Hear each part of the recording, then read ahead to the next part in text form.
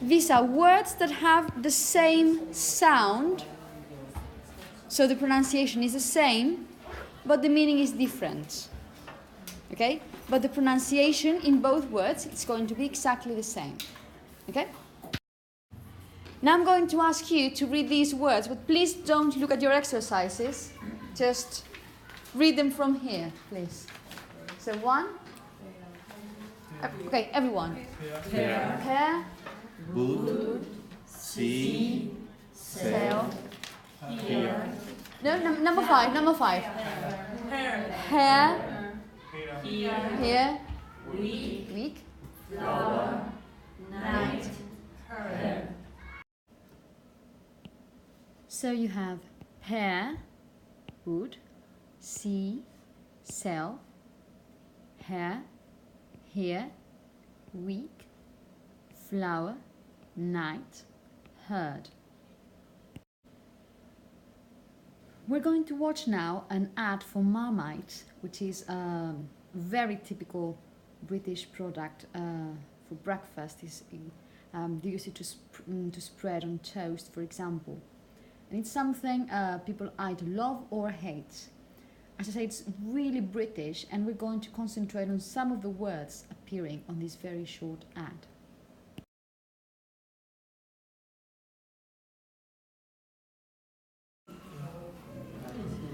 I would like you to concentrate on these particular syllables. This one here.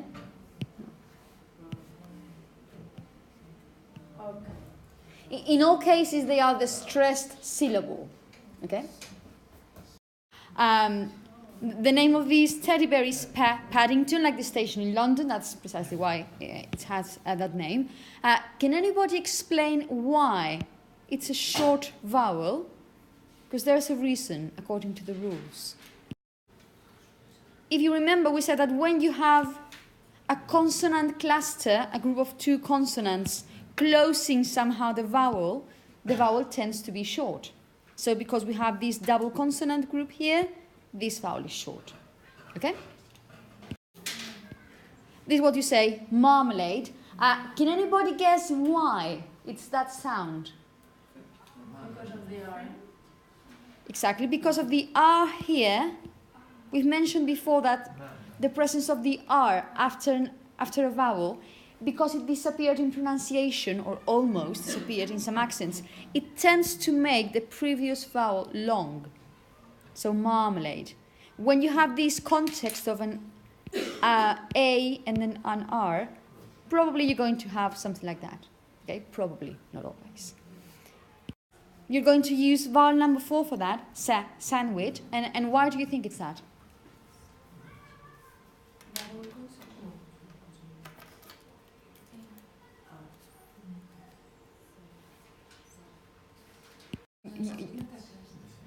You do have a consonant cluster, means a group of two consonants together.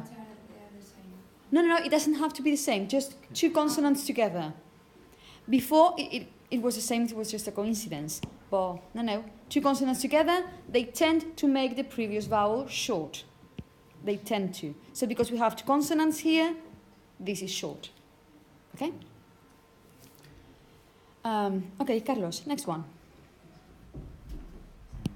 Marmite. The last bit is it. Marmite. Yeah, okay. Number 4, number 6. The number 6. Okay. It's long. It's a long R sound, marmite. Marmite. And why would you say it is long? The same reason that before, because it's long because after there is a R. Okay, because we have this context of an A and then an R. So marmite. If you remember, I told you before that marmite is a quintessential British food. So this is one of the, very British pronunciations. Marmite.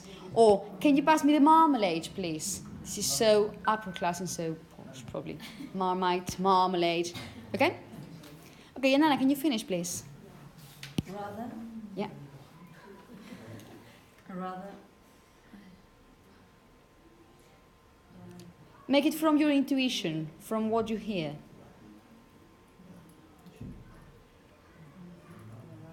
6. Okay, that's it. In this case, it doesn't follow the rules. There's always an exception. I'm so sorry. So this one, that's why I said just trust your ear. In this case, it's a long one, just because. Okay?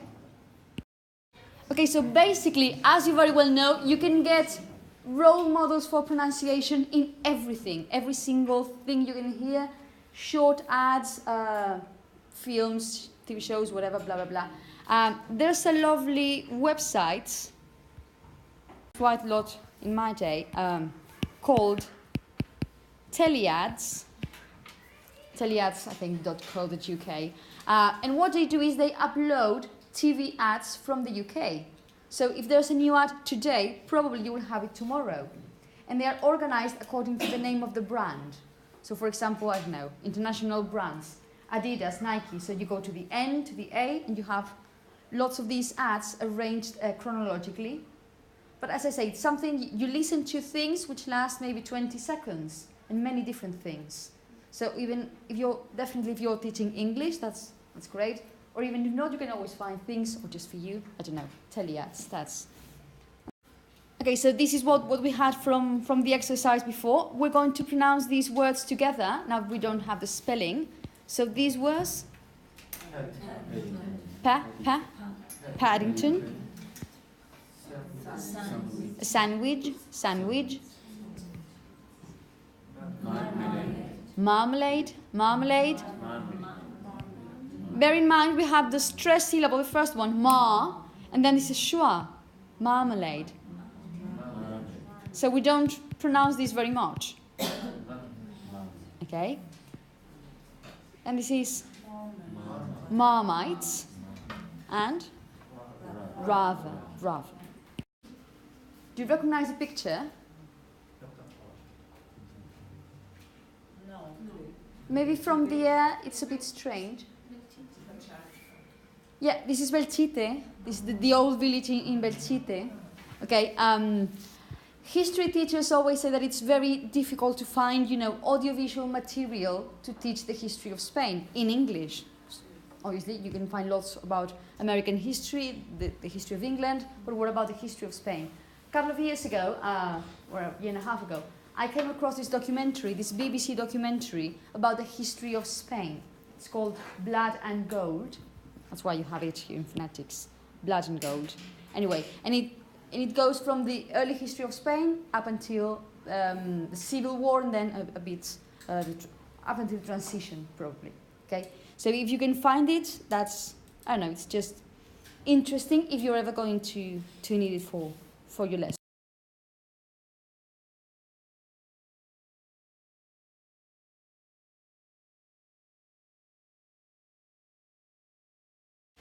We're going to have a look at these two letters that sometimes are pronounced one way, sometimes another, different one.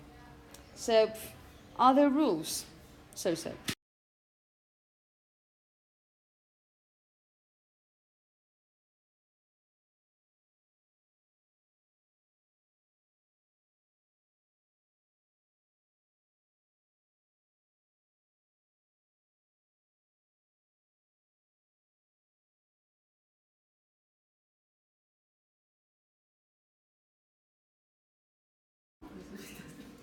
Spanish speakers in general tend to have a bit of a problem with this suffix present in words such as the ones we have there.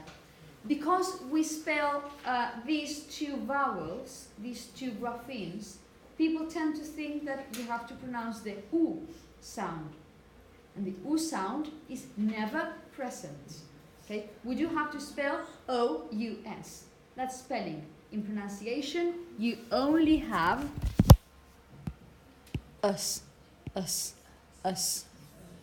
Okay? So, if someone gives everything they have, shares with his friends, that person is very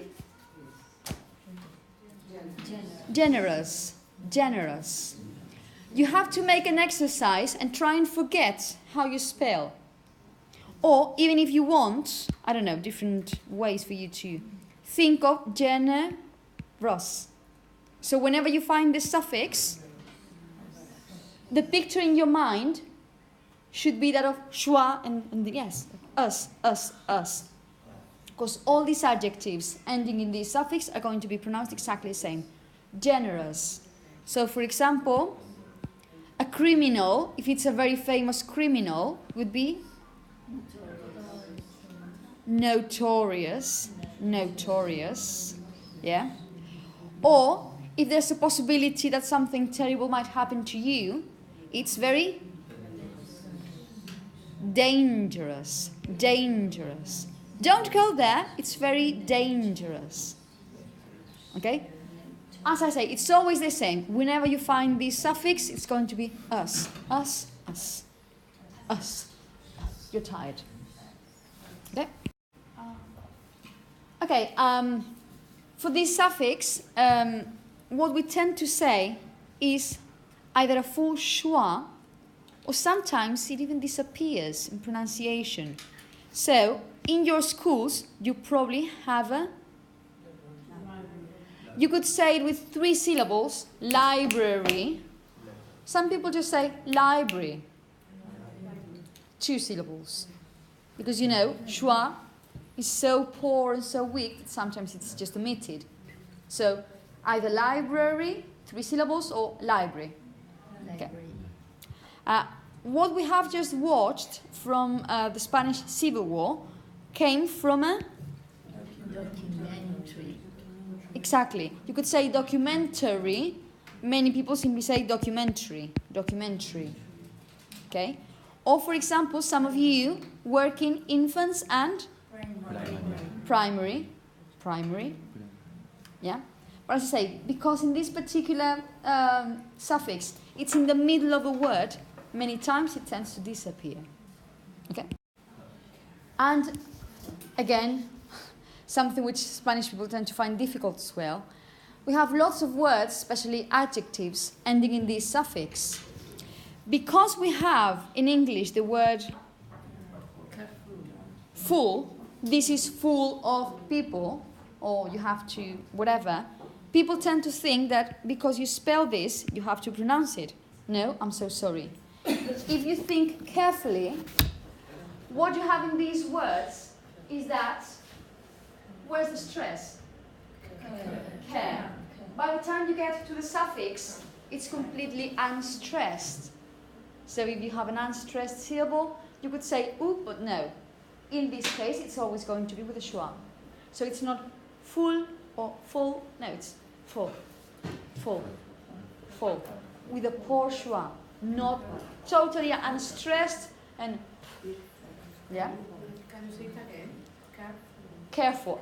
I'm exaggerating a bit, but try and think that by the time you get to the end of a word, you've used all your energy in the beginning. Careful, careful, careful.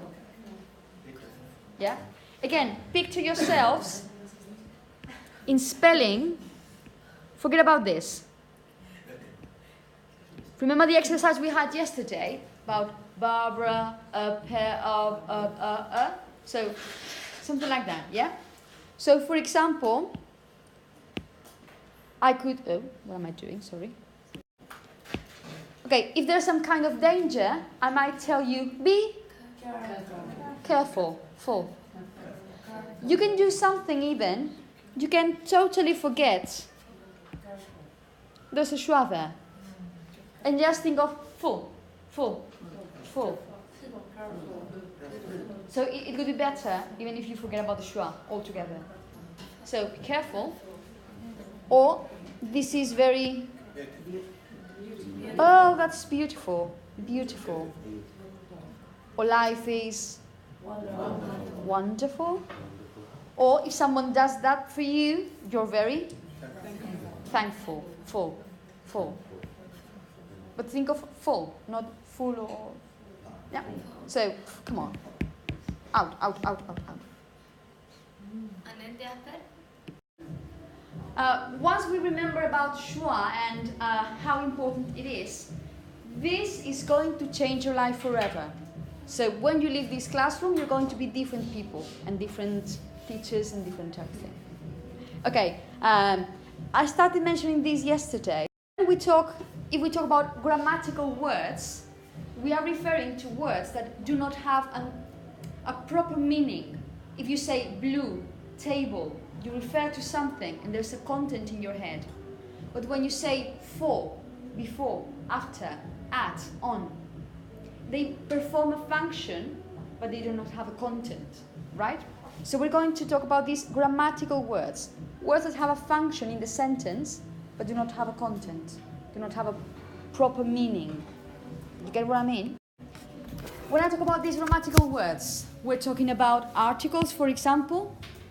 Yeah, we have an article. Pronouns and determiners, all the possessives, as, you, me, whatever. Definitely prepositions, or prepositions. Those links, that, then, but, blah, blah, blah. Okay? And verbs when they are not content verbs. When we talk about modal verbs, auxiliary verbs, they mean nothing. They're just performing a function of giving us the tense or giving us some kind of aspect, but they do not have a proper meaning. Okay? So all these words, how many times a day can you use these words in a sentence? It's all the time, yeah? So when you have these grammatical words, you have two possibilities. If, for example, you're explaining the word and you say, the word from means origin, and you're emphasizing the word from, so you pronounce it properly, from. Or you may ask a question, where are you from? And you leave that word at the end of a sentence. In that case, you pronounce it properly. Yeah. However, in the middle of a normal sentence, if you say something like this, think of a sentence, not words. Think of sentence. What's the most important information here? That's the key information. Maybe this. So, think if these are the two important things, what happens to the one in the middle? Blah, blah, blah. That's what will happen. Okay? So probably you won't say from. You said, I'm from London. You remember, you're very young, many of you. There used to be a Massey, exactly. Yeah. There used to be this English course from the BBC for kids called I'm Massey, I'm big. And they, they used every single word. Unless you want to talk like Massey, you don't say I'm from London, or you're an English teacher. In normal conversation, you say I'm from London, I'm from London. You can properly hear I'm London, I'm from London. And what you have in here is that I'm from London. I'm from London. Yeah? You're going to say from, you say from. So this is what we mean by weak forms. These grammatical words have the strong form, the proper form, and the weak version. Okay? So this is what we're talking about. Would anybody like to pronounce this sentence for me, please? Okay. In this sentence, what's the important information? Shut door. Shut door. And there's something in the middle, right? Well, shut the door. Shut the door. Shut the door. Okay? So, the bit in the middle. Okay? When you have an article, you typically pronounce it like that. When the next word begins with a vowel, you have to say the.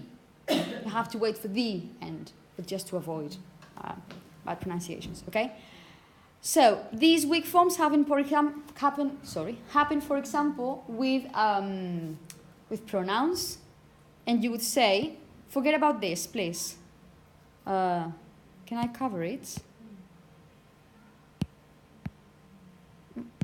Just give me a second, I'm trying this out. Yeah, good. Forget about that. Can you pronounce it for me? Leave me alone. Leave him alone. There's no, so don't pronounce it. Leave him alone. Leave him alone. Leave him alone. When you're not really emphasizing him. I didn't do it. It was him. Then you do say the H. If it's in the middle of a sentence, leave him alone. Leave him alone. Or for example, I've seen. I've seen him. I've seen him. I've seen him. Without the H. I've seen him. That would be the weak form for that particular pronoun. Okay? And as we were saying, probably you would only pronounce the word properly if you want to somehow emphasize the word. For example, at the end of a question, oh, come on, what are you looking at? In that case, you do pronounce the preposition with the strong version. If you said in the middle, oh, I'm just looking at the landscape. I'm looking at the landscape, okay? The same thing would happen here. Where are you from? Oh, where are you from? In that case, at the end of a question, you would pronounce it properly. Otherwise, from. Okay? Or, for example, with this auxiliary, with verb to be, if you say in the middle of a sentence, I am tired, I am tired. If you're using it at the very end, are you happy? Yes, I am. In that case, you do pronounce the strong form. But this tends to happen, I don't know, I'm inventing. This is 10% of the times. And the other 90% of times, roughly speaking, would be the weak version. Okay?